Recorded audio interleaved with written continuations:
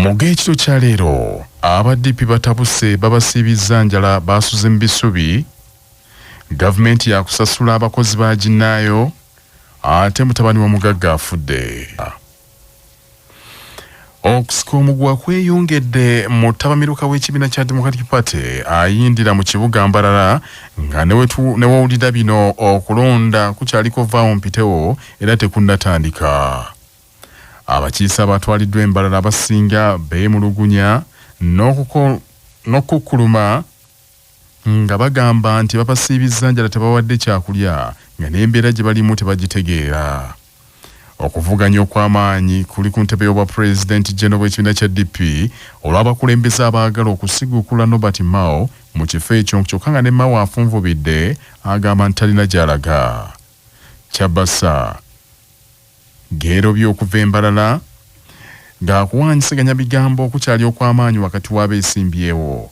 Richard Sebamalanga y'omu ku bavuganya ku bwa President wa DP agambye nti emivuyo mu kibiina kyabwe gisusse era nti abakwatibwako bakola lukwesikwesi okulaba nga bakooya abantu abo bamanyi nti tebabawagira batuuke okwetamwa ebyokulonda babiveeko.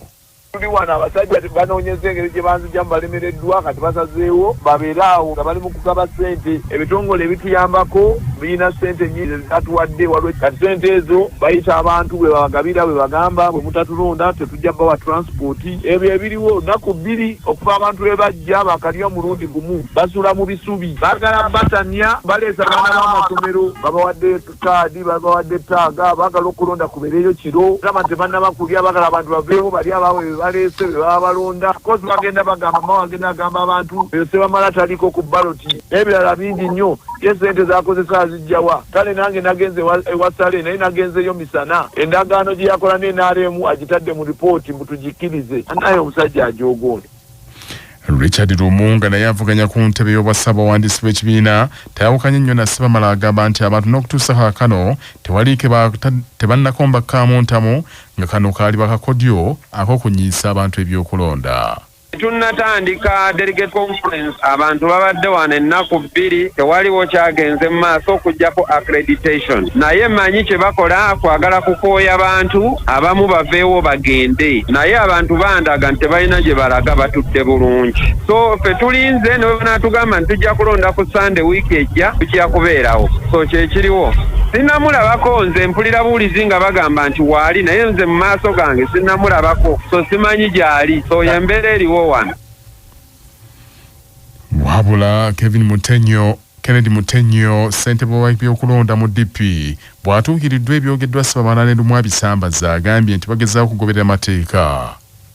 Ne ku ssaawa zibadde zigenda ku 6 abantu balidde emmere atalidde talina kyakwogera alimba bantu balidde emmere bagiridde ne badda mu kumalayo bali abeggula abataaweddeyo era tugenda mu maaso olw'ekiro kino tulonda oba tulonda paka ku makya ye kigwa leero naye oli bw'agamba nti talidde eggulu nalondesa okuva ssaawa 7:30 ku Sande paka ssaawa 1:30 ku makya. Kirungi ebifo bye tugenda okulondako neeka erina ebifo 54 naye tugenda kulondako ebifo nga 23 kubanga ebirala bali anopposite.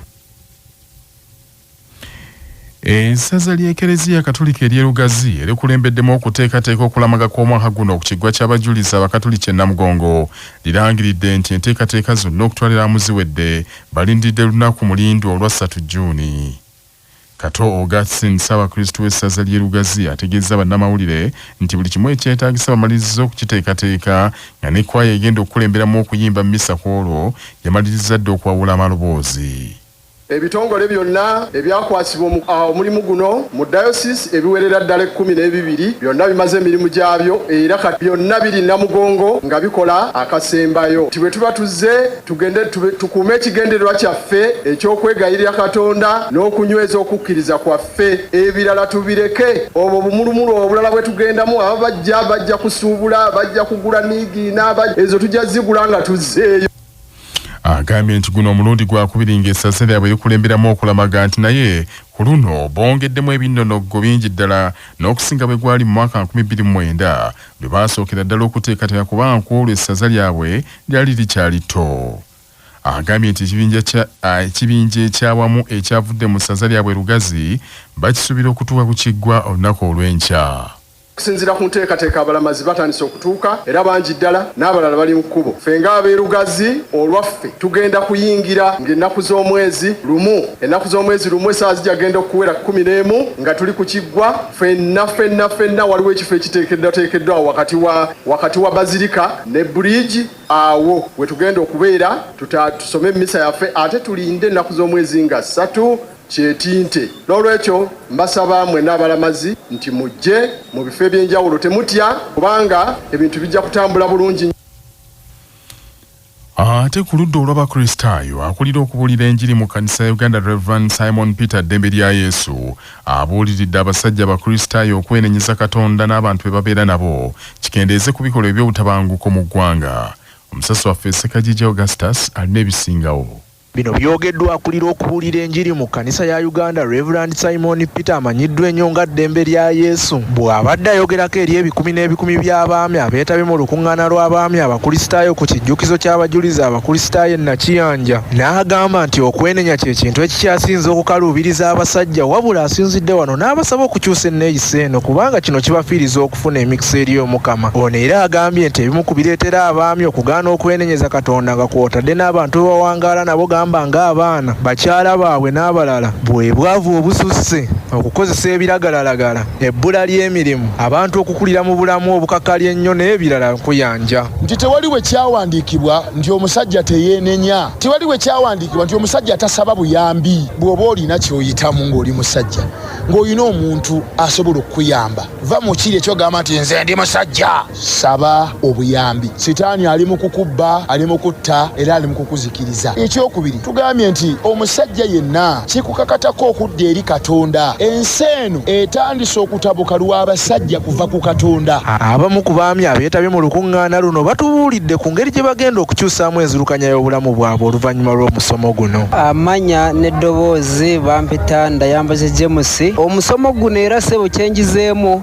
abaana bange ngenda tandika okubasonyiwa kubanga nange bwensobya omwana tasobola kunvunana. So omuntu amaze okutegeera Katonda ayiga okusonyiwa. So okutandika n'olunaku olwaleero mbadde nkozesa busungu naye ngenda tandika okusonyiwanga omukyala wange saako na buli ddakiika eyitawo ebibinja by'abalamazi byongera okuyingira mu kijjukizo ky'abajulizi Abakristaayo e Nakiyanja wabula n'abakuumaddembe abawanvu n'abampi okuva mu bitongole by'ebyokwerinda eby'enjawulo okuli amagye ga UPDF ejje erikuuma omukulembeze w'eggwanga poliisi ne bambega bayiiriddwa mu bungi okulaba nga tewali kabaate konna katuuka ku balamazi. Ssekajija Augustus, CBS, wano ku kijjukizo ky'abajulizi Abakristaayo e Nakiyanja.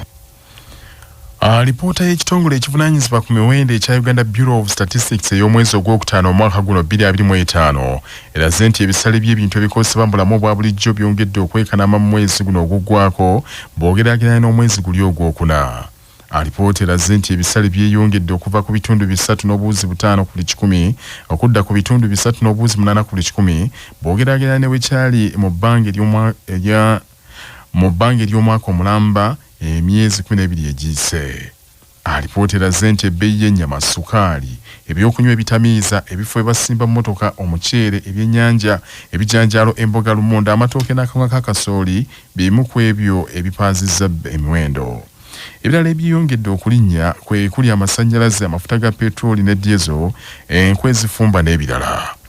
Magom Godfrey omukugu mu by'emiwendo mu kitongole kye kya Woobos bw'abadde asoma alipoota ku kitebe ky'ebibalo mu Kampala agambye newankubadde emiwendo girinyeemu tegisajjuse nnyo ekiri awo. Ekibinja eky'emmere kitulaga nti nakyo kyeyongedde okulinnya n'obutuntundu 6 okuva bwe kyalinnya mwezi ogwokuna n'ekitundu 1.3 nga ebisinze okukyuka oba okulinnyamu mu kibinja ekyo tuggyeyo emmere y'amatooke, ebijanjaalo, ebikalu byalinnye n'ekitundu 1.6, emmere ya lumonde omuganda yalinnye n'ebitundu 10.5, enva cabbage yalinnye n'ebitundu 13.9. Magoma agambye nti disitulikiti y'e Masaka yesinze embeera y'eno ey'emiwendo okulinnya n'eddirirwa Kampala so nga disitulikiti y'e Mbale yewasinze emiwendo egiri yaddeyaddeko. Agambye nti embeera y'obudde nayo ereese obuzibu amaanyi nnyo kuba bwe yazzeemu okutonnya oluvannyuma lw'ekyeya ebirime ebijja ku katale ne bikeewa. Mu budde obw'omusana ebifo naddala ennyama gyesinga oba ente gisingira ddala okuva abantu bano bagezaako nnyo okweggyako oba okukendeeza ku magana gaabwe olw'okuba lw'ebbula ly'amazzi ate n'omuddo. Kati enkuba bw'etandika okutonnya era mu budde bwe buno kati bwe tulimu bakendeeza ku nte ze baba batunda olw'okuba ebikozesebwa birina kireetera okukendeeza ku supply oba obungi bw'ente. Manya obuvuna obuddo obw'eddembe lyo tonyigirizibwa. Ddembe lyo ery'obwebange. Ddembe lyo akutusibako langi wa Global aleetawo enjawulo ku bisenge. Weefunire langi ya Global ku hardware yonna ekuli okumpi. Global Paint, a reliable product. Nga bali wamu ne Baluswata Property Consultants batunda ettaka ku nguudo zonna eziyingira n'okufuluma ekibuga. Va mu by'ettaka lyakulukuta ennyumba ya kyama basange ku ofiisi yaabwe Kyengera opposite Orange City essimu 0704 80 1905. Ddembe ly'okuwakanya okutunda ebintu by'osinga biba biboyeddwa mu butanwa nga munnamateeka Joseph Ndawula bw'annyonnyola. Nga omuntu abeera yasingisibwa omusango kkooti n'emulagira okuliwa ensimbi ne kimulemerera ne balonda babbeyiriifu okujja batunde ebintu bye, wabula mu bintu bye bo bye balowooza nti bibye mu kubikwata ne bakwatiramu ebintu ebitali byoyo eyeewola ebbanja oba eyasingisibwa omusango. Gwe nannyini kintu ekyo ekikwatiddwa ekyagala okutundibwa oli wa ddembe okwedduka mu kkooti n'owakanya okubowa ebintu byonna bitunda. Enkola eyo eyitibwa objection proceeding era kkooti bw'ematizibwa nti kituufu ebintu ebikwatiddwa si byoyo eyasingisibwa omusango. Kkooti eragira ebintu ebyo ne biddizibwa nannyini byo nga bamuliiridde n'ensaasaanya gy'abakozesezza mu musango ogwo. Obwakabaka bwa Buganda busabye abakulembera ebibiina by'obwegassi wano mu Buganda okugoberera amateeka agaateekebwawo gavumenti okubirungamya ate n'okunga abavubuka babyettanire.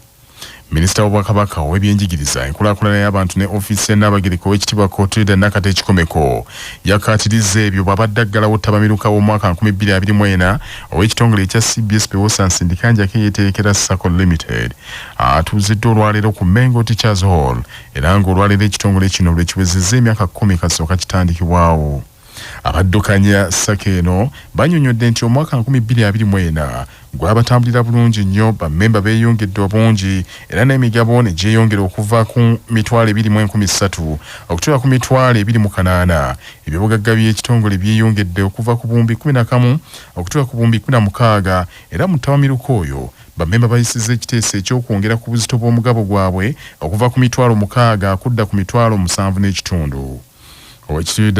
Owekitiibwa Clotilde Nakate akinoganyiza kikulu nnyo abeegasse okugoberera amateeka n'abakuutidde okugoberera ebiragiro byonna ebyayisibwa Obwakabaka omuli ekyokkunga abavubuka okuyingira ebibiina by'obwegassi.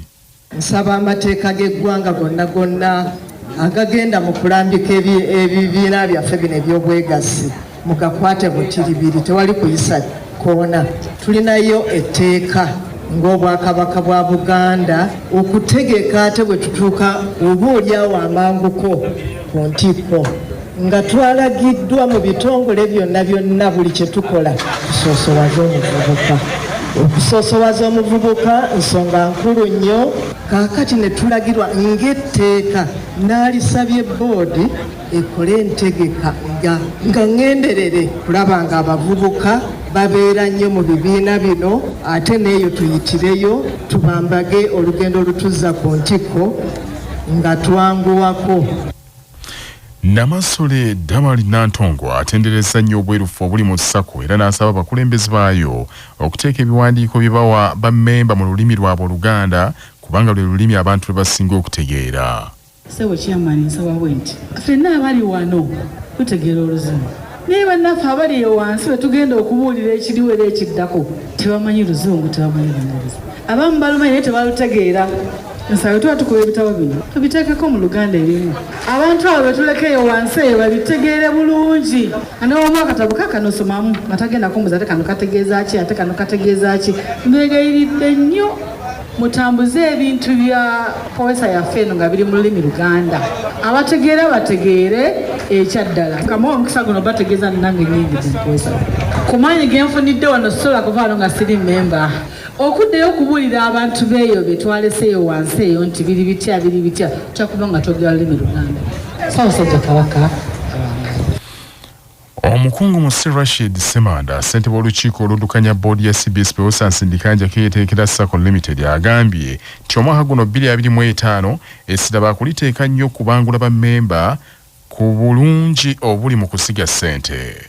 Beyengere okutegeera obulungi obuli mu kusiga, beyengere okutegeera obulungi obuli mu kwerumya n'otereka akasente n'okasiga n'ofunamu. Ate tugenda kwongera okubasomesa okuyiga engeri y'okusigamu ensimbi n'okuyiga engeri y'okuddukanyamu ebibiina byabwe yonna gye bali. Ebibiina bino binneeyongera ettutumu naffe CBS Pewosa etereka Sacco ejja kweyongera ettutumu kubanga ebibiina bingi bali benjogedde emitwalo 28 bammemba sekinoomu.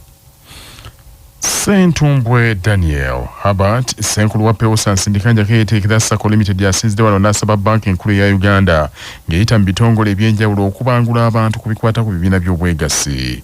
Ate Mpakibi Waiswa kamisona mu minisitule y'ebyobusuubuzi n'obwegassi alambululidde bammemba abaddukanya ekitongole amateeka gafuga ebibiina by'obwegassi mu ggwanga era n'abasaba okugagoberera obulungi.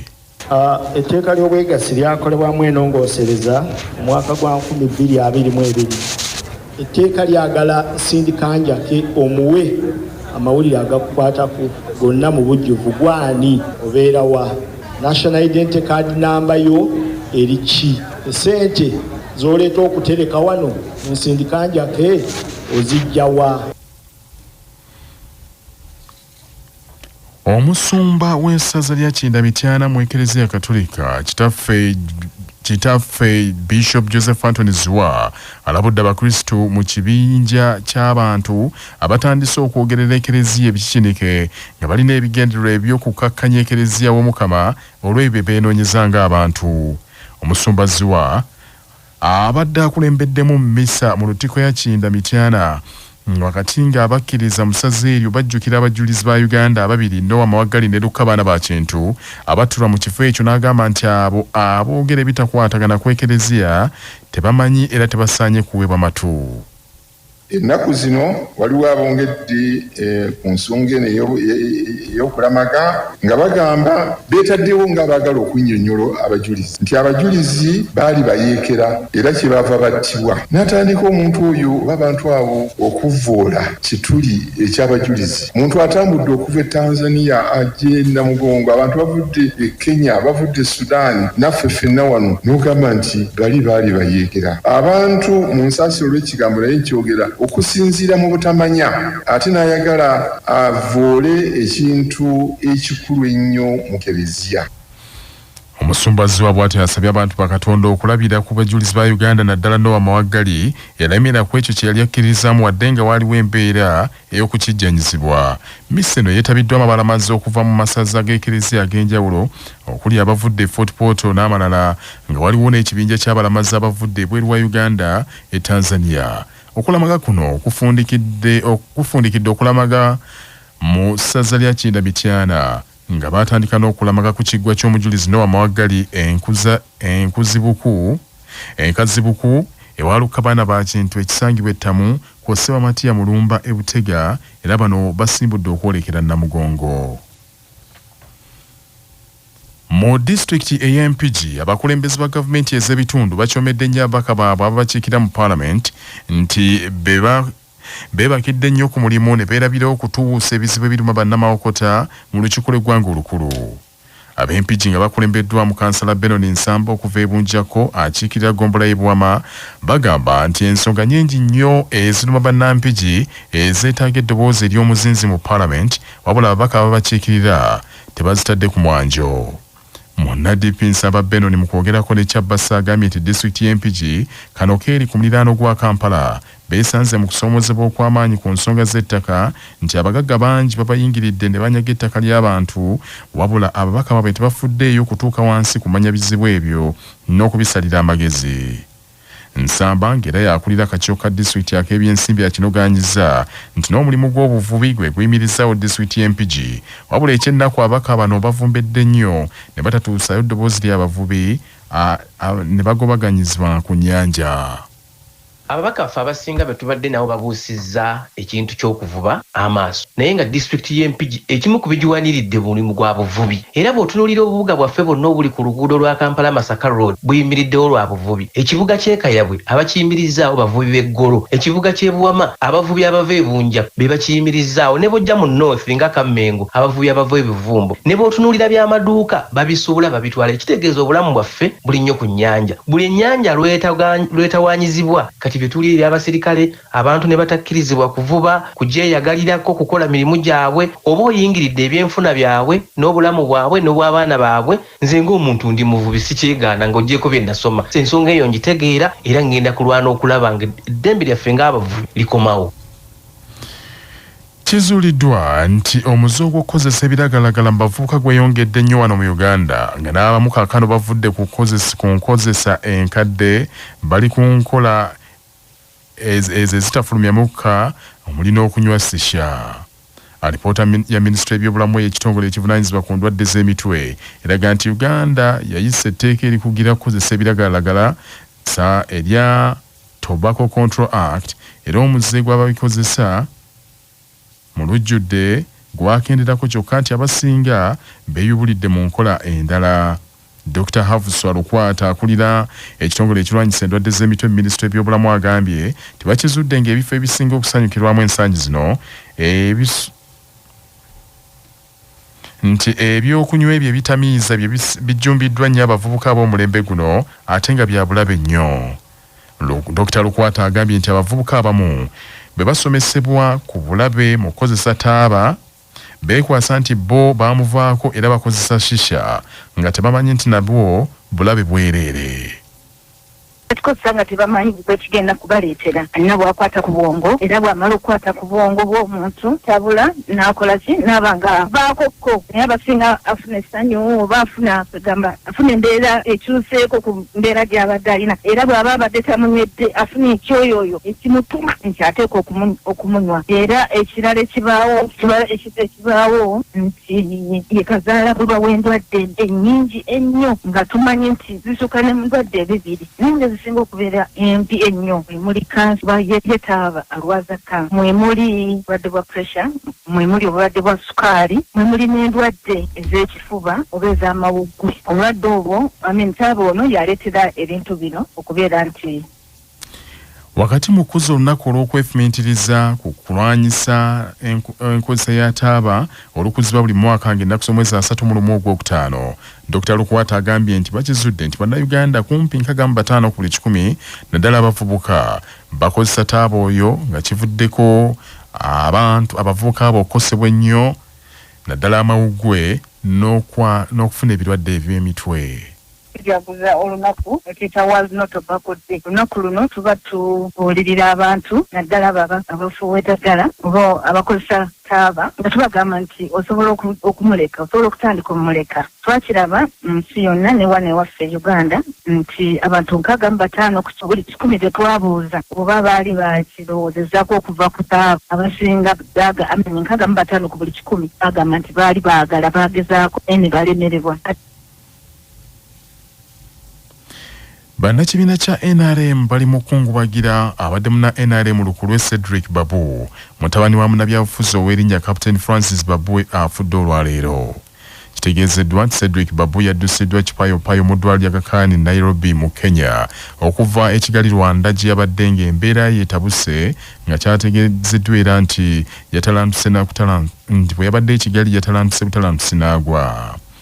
Kitegeezeddwa nti ekirwadde ky'omutima kye kyabadde kikutte Cedric Babu era enteekateeka zabadde zikoleddwa ez'okusaba Bannayuganda okudduukirira bamuteeke ku nnyonyi bamutwale e Bulaaya ayongere okulongoosebwa. Minisita wa Kampala n'emiriraano Hajat Misa Nabbengo Kabanda asaasidde nnyo Captain Francis Babu n'ab'omu nju ye n'eggwanga lyonna okufiirirwa mutabani oyo gw'agambye nti abadde akola emirimu egigasa eggwanga. tufiiriddwa nnyo mutabani waffe kubanga ffe Honorable Babu yatuleeta mu politics muno ne tufuuka ba mukwano ne tufuuka ba Luganda era bw'afiirwa omwana ffenna tuba tufiiriddwa kuba he's been our stand. So kitalo nnyo kitalo ddala tusaba Mukama asaasire famire ye asaasire Honorable Babu ne maama we kubanga bambi omwana wafiiridde wabadde asinga okumwetaagira. Minisita abavubuka n'abaana Baram Baruga Haratenyi ku lw'ekisinde kya PLU ayogedde ku mugenzi nti abadde musajja mukakamu ng'ayagaliza eggwanga lye. Abasoma ne Cedric okuli General Moses ne Rugaba ne banne mwenanga bwe muli kitalo nnyo okufiirwa Cedric omusajja abadde omukakamu ow'omutima omulungi munabyamizannyo ate nga musajja mukozi n'anyumira nnyo omuzannyo gwa tennis ate abadde memba wa PLU. Cedric njamujjukirako obukakamu bw'abeera nabo mu miitingi zaffe ez'abakulu akakiiko ak'okuntikko aka PLU ti omuntu gw'otasobola kujja mu kigambo